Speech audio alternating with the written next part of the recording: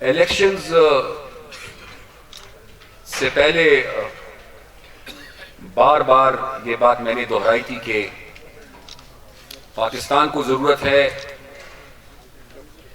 साफ शफाफ इंतखाबात की। अगर इस मुल्क में फेयर, फ्री और ट्रांसपेरेंट इलेक्शंस होते तो आज ये सूरत हाल ना होती जिस सूरत हाल का आज हमें सामना है।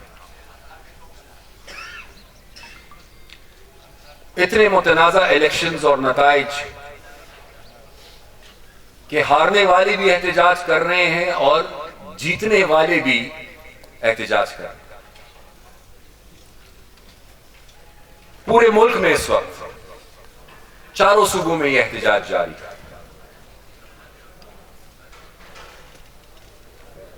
बैनुल-अक़वामी इदारे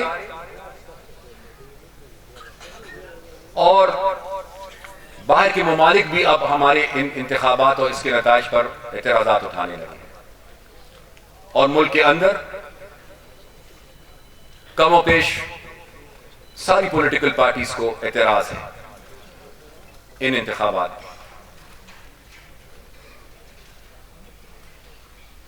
ये बात निहायत ही जरूरी है कि हक़ाइक़ सामने आए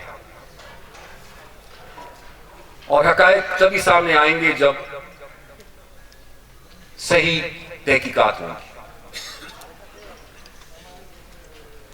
सिर्फ रिकाउंटिंग से मसला हल नहीं होगा। सिर्फ फॉर्म 45 और 47 को देखने और उसका जायजा लेने से मसला हल नहीं होगा। मेरे ख्याल से एक एक वोट की छानबीन होनी चाहिए।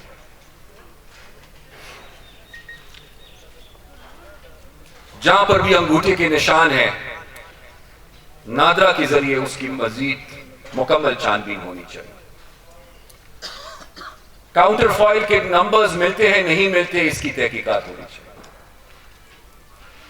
बैलेट बॉक्सेस में जो वोट पड़े हैं, आया वो वही बैलेट है और वही कागज है जो इलेक्शन कमीशन ने इन हलकों के लिए इशू किया था, या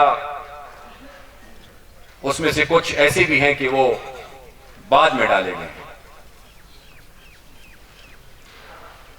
ये जरूरी है कि पूरे मुल्क में यह तहकीकात। मैं सिर्फ अवामी नेशनल पार्टी के लिए मुतालबा नहीं करूंगा कि अवामी नेशनल पार्टी के हलकों में यह तहकीकात होनी चाहिए। अब जो सूरत हाल सामने आई है उसमें तो मेरे ख्याल से अब पूरे मुल्क में यह तहकीकात होनी चाहिए। अगर यह तहकीकात नहीं होती और हक़ाइक़ सामने नहीं आते तो पाकिस्तान में जमहूरियत कमजोर तो हुई है, लेकिन मेरे ख्याल से शायद इसके बाद अब जमहूरियत के वजूद को खतरात लाहक होंगे। अगर लोगों के मैंडेट को तस्लीम नहीं किया गया और लोगों की राय का एहतराम नहीं किया गया तो लोगों का जमहूरियत से और जमहूरी निजाम से एतमाद उठ जाएगा। और इस मुल्क में इस वक्त जो पॉलिटिकल पोलराइजेशन है,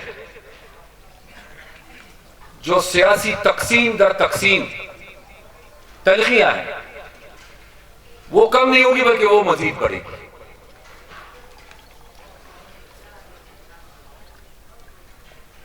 बज़ाहिर ऐसे नजर आ रहा है कि शायद मरकज में मुस्लिम लीग और पीपल्स पार्टी और इनकी हादियों की हुकूमत बनने जा रही है। पंजाब में मुस्लिम लीग, सिंध में पीपल्स पार्टी और बलूचिस्तान में भी एक हुकूमत मेरे ख्याल से इत्तेहाद ही की सूरत में बनने जा रही है। और मेरा अपना ख्याल यह कि शायद पीटीआई या पीटीआई हिमायत याफ्ता आजाद मेंबरान साहिबान जो हैं तो वो मरकज में, पंजाब में, बलूचिस्तान में और सिंध में वो हुकूमत का हिस्सा शायद नहीं हो। हाँ, पुख्तूनख्वा में उनकी हुकूमत जरूर बनने जा रही है। मुझे फिक्र यह है कि इस वक्त जो पोलराइजेशन है, जो तलखियां हैं, वो इतनी ज्यादा है कि हमारी सूबाई हुकूमत मरकज के साथ इनका चलना या मरकज का इनके साथ चलना, ये मुझे बहुत मुश्किल नजर आ रहा है। और अगर ये टकराव होता है और ये टकराव जारी रहता है, तो इस टकराव में मुल्क के आने वाले वजीर आजम का या इस सूबे के आने वाले वजीर आला का जाती नुकसान नहीं होगा, बल्कि नुकसान इस सूबे का होगा और पुख्तूनों का होगा। पहले ही से पुख्तूनख्वा के मसाइल इतने हैं कि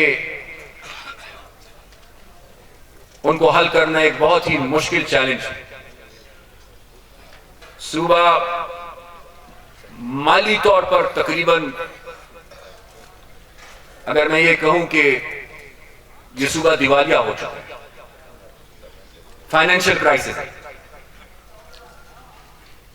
सूबे के अपना जो आमदन है, आईनी और कानूनी जो हमारा हिस्सा बनता है, उससे ये सूबा महरूम है। और बदकिस्मती से सूबे के जनूब में और हमारे कुछ साबका कबायली इलाकों में एक दफा फिर इंतहा पसंदी और दहशतगर्दी की एक नई लहर है, और वो लहर मामूली लहर नहीं है, वो तबाहकुन है। इन हालात में मुल्क को भी सियासी इस्तेकाम की जरूरत है और पुख्तूनख्वा को भी सियासी इस्तेकाम की जरूरत है। और जब तक ये सियासी इस्तेकाम नहीं होगा, मुल्क माशी तौर पर मफलूज रहेगा, मुल्क में गैर यकीनी की सूरत हाल बरकरार रहेगी। इसलिए ये निहायत ही जरूरी है कि इंतखाबात के हवाले से जितने भी एतराजात हैं उनकी तहकीकात हो, जिसका मैंडेट है उस मैंडेट को तस्लीम किया जाए, और एस्टैब्लिशमेंट के हवाले से जितने भी एतराजात हैं, और बहुत सारे जायज हैं, मेरे ख्याल से एक फैसला मुल्क की एस्टैब्लिशमेंट को भी करना होगा कि वो अब मजीद पाकिस्तान की सियासत और जमहूरियत में मुदाखलत ना करें। उन्होंने जितनी मुदाखलत की है, उस मुदाखलत के नतीजे में ना मुल्क का भला हुआ है, ना जमहूरियत का भला हुआ है, और ना कौम का भला हुआ है। अब ये मुदाखलत बंद होनी चाहिए, और जब तक ये मुदाखलत बंद नहीं होती,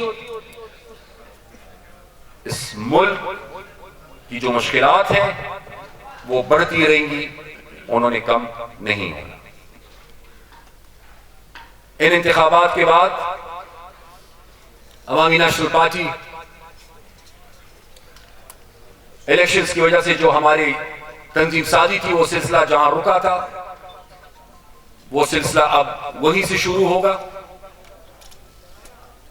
जिन विलेज काउंसिल्स में और नेबरहुड्स में हमारी तंजीमें नहीं बनी थी, वहां तंजीमें इंशाल्लाह बनी, फिर तहसील की सतह पर, फिर डिस्ट्रिक्ट की सतह पर, फिर सूबों की सतह पर, और फिर मरकज की सतह पर। और मुझे ये उम्मीद है और मैं दुआगो हूं कि विलेज काउंसिल से लेकर मरकज तक अवामी नेशनल पार्टी के इदारे हर ओहदे के लिए अहल लोगों का इंतखाब करेंगे, ताकि बेहतरीन लोग, एक अच्छी टीम आ सके और वो पार्टी को आगे लेकर चले।